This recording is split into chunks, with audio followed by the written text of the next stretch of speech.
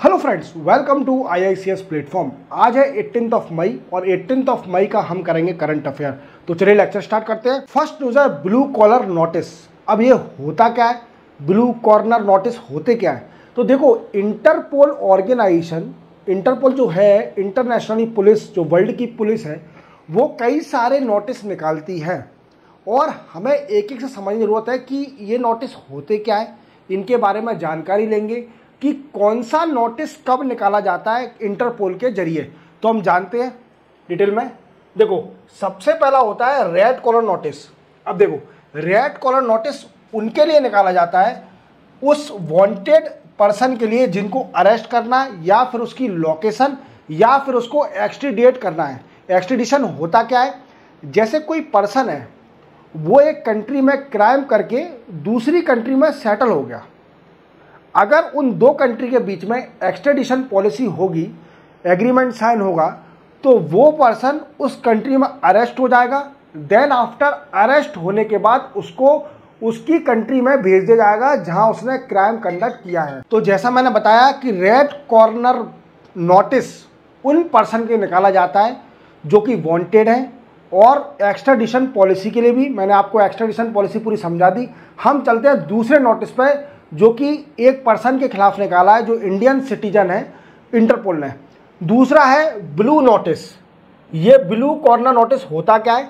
ये उन पर्सन के लिए निकाला जाता है कि या उस पर्सन की इंटरपोल को आइडेंटिटी चाहिए या उसका इंफॉर्मेशन, उसकी लोकेशन चाहिए उस कंट्री से, मीन्स जहाँ का वो सिटीजन है उस कंट्री से उसकी इंफॉर्मेशन या उसकी आइडेंटिटी चाहिए उस पर्सन की, तो वो ब्लू कॉर्नर नोटिस निकालेगी।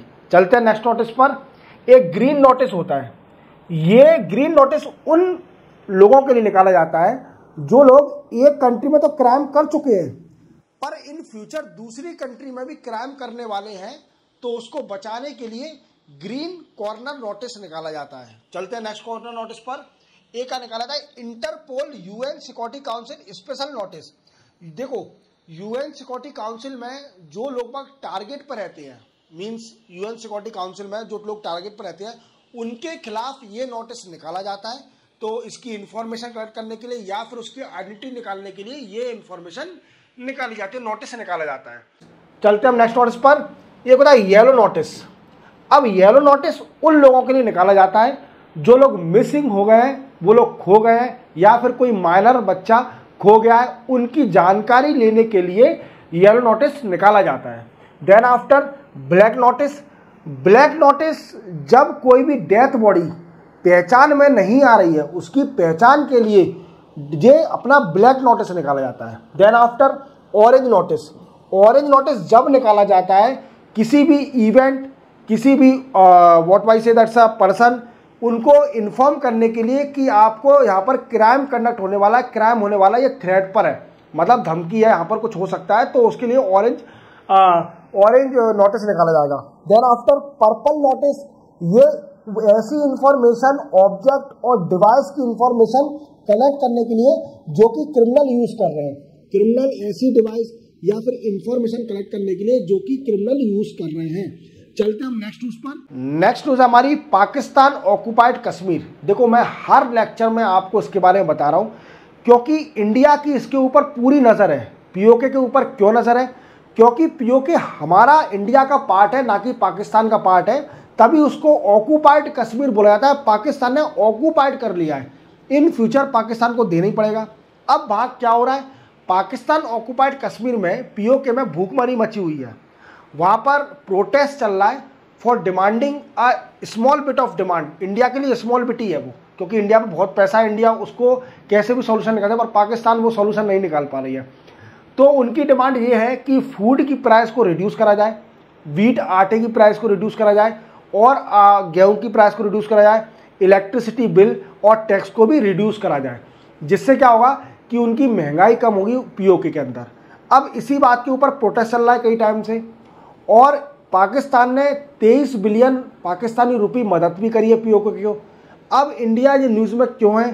देखो, क्या हुआ है कि इंडिया इस पर पूरी नज़र रखी हुई है कि पाकिस्तान ऑक्युपाइड POK में से रिसोर्सेस तो एक्सप्लॉयटेशन कर रही है, बट रिटर्न में कोई डेवलपमेंट नहीं दे रही है पीओके को। व्हाट आई से, अगर आप किसी भी एरिया से रिसोर्सेज का निकालते हो, वहाँ से उसका यूज़ करते हो रिसोर्सेज का, तो आपको इन एक्सचेंज वहाँ पर डेवलपमेंट भी करना पड़ेगा। तो इंडिया पाकिस्तान की रिस्पॉन्सिबिलिटी है कि पीओके को डेवलप करें।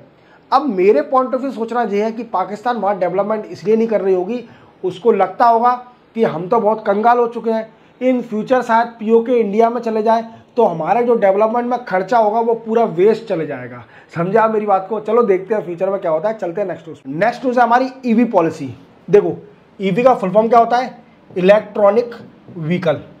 आपको पता है कि फ्यूल जो है वो खत्म होते जा रहा है, फॉसिल फ्यूल हमारा खत्म होते जा रहा है, पेट्रोल डीजल ऑयल वॉयल ये सब खत्म होते जा रहे हैं। तो कंट्रियां ज़्यादा फोकस कर रही हैं इलेक्ट्रिक व्हीकल पर, क्योंकि इलेक्ट्रिसिटी का प्रोडक्शन अब बढ़ते जा रहा है दिन प्रतिदिन। नए नए टेक्नोलॉजी आ रही है, सोलर सेल आ गया, थर्मल सेल, थर्मल के थ्रू भी निकाला जा रहा है, फोटोवोल्टाइक सेल हो गया।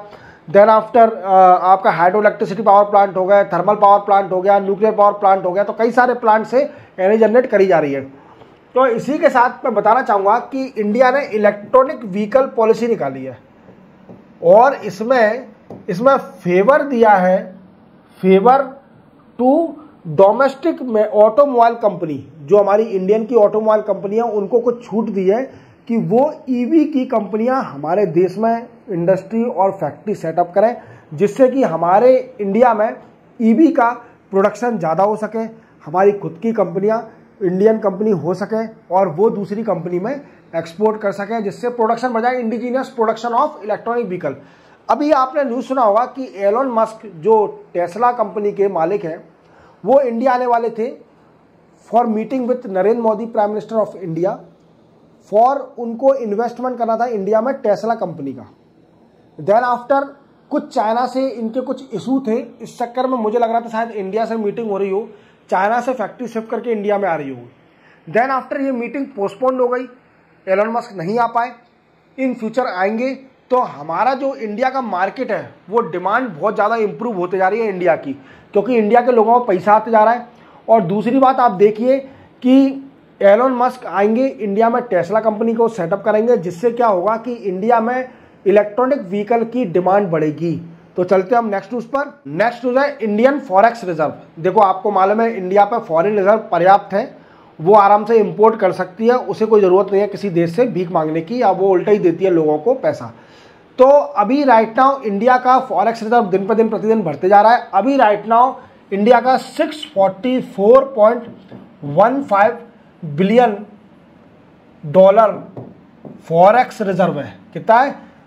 एंडिंग 10 मई तक, ये 10 मई तक का डेटा है, मैं आपको भी बता रहा हूँ ना, ये 10 मई तक का डेटा है, जिसमें इंडिया के पास 644.15 बिलियन डॉलर फॉरेक्स रिजर्व है। ठीक है, पर्याप्त है, पर थोड़ा चाइना से कंपेयर किया जाए तो बहुत कम है, क्योंकि चाइना पे फॉरेक्स रिजर्व ट्रिलियन में है और हम पे बिलियन में है। तो इन फ्यूचर हम भी ग्रोथ करेंगे, हमारा भी फॉरेक्स रिजर्व ट्रिलियन में होगा। चलते हैं नेक्स्ट न्यूज़ पर। नेक्स्ट न्यूज़ है हमारी असेट रिकंस्ट्रक्शन कंपनी। अब ये कंपनी होती क्या है? तो इसको शॉर्ट में बोला जाता है मेरे दोस्तों ARC। इसका काम क्या होता है कि रिकवर लोन जो है उनको रिकवर करना, असेट रिकंस्ट्रक्शन कंपनी का काम होता है। जैसा कि मैंने बताया था कि इंडिया में NPA बहुत है, NPA बहुत ज़्यादा है, जिसको बोलते हैं नॉन परफॉर्मिंग असेट। मीन्स ये क्या होता है, ये किसको रेफर करता है कि अगर कोई भी लोन नहीं पड़ता है, लोन 90 डेज से ज़्यादा हो जाते हैं, जब उसका EMI और लोन नहीं पटा हुआ है, प्रिंसिपल नहीं पड़ता है, तो वो NPA के अंदर चले जाता है और वो बैंक को लॉस है। तो बैंक क्या करती है, उस लोन को असेट रिकंस्ट्रक्शन कंपनी को दे देते हैं कि आप इस लोन को रिकवर करें कैसे भी। तो असेट रिकंस्ट्रक्शन कंपनी को डिप्टी गवर्नर ऑफ RBI ने डायरेक्ट किया है, या मतलब व्हाट आई से दैट्स अ सजेशन दिया है कि आप सिर्फ ओनली इथिकल काम करें, आप अनइथिकल काम ना करें, क्योंकि अभी कुछ रिपोर्ट के अनुसार असेट रिकंस्ट्रक्शन कंपनी अनइथिकल काम कर रही है। अनइथिकल क्या काम कर रही है कि वो बैक डोर से सपोर्ट कर रही है डिफॉल्टर, बैंक के डिफॉल्टर है, और इंसॉल्वेंसी कंपनी, जो कि कंपनी पैसा लेकर भाग गई है लोन का।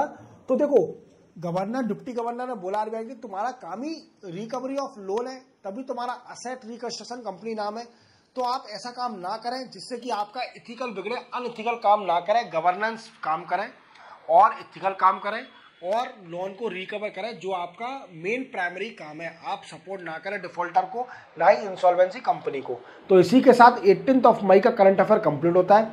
मिलते हैं हम मंडे को नए करंट अफेयर के साथ। जब तक आप संडे मनाइए अच्छे से।